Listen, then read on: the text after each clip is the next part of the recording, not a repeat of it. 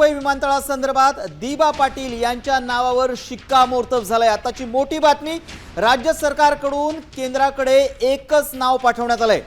मात्र काही तांत्रिक कारण असल्यामुळे काहीसा वेळ लागणार असल्याची माहिती देखील समोर येतेय।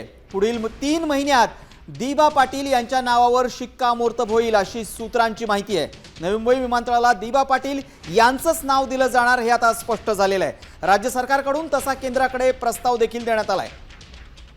आणि या संदर्भात अधिक माहिती घेऊयात आमचे प्रतिनिधी गणेश कवडे यांच्याकडून। गणेश, काय सांगता येईल? दिबा पाटील यांच्या नावावर आता शिक्कामोर्तब होताना दिसतंय।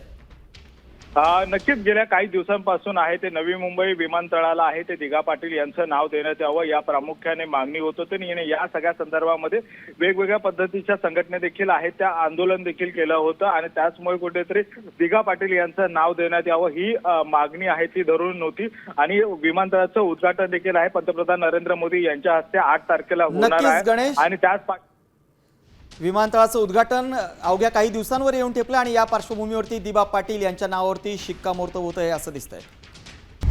आता isakal.com आहे देशातील नंबर 1 ची मराठी न्यूज वेबसाईट। प्रत्येक अपडेटसाठी isakal.com ला नक्की भेट द्या।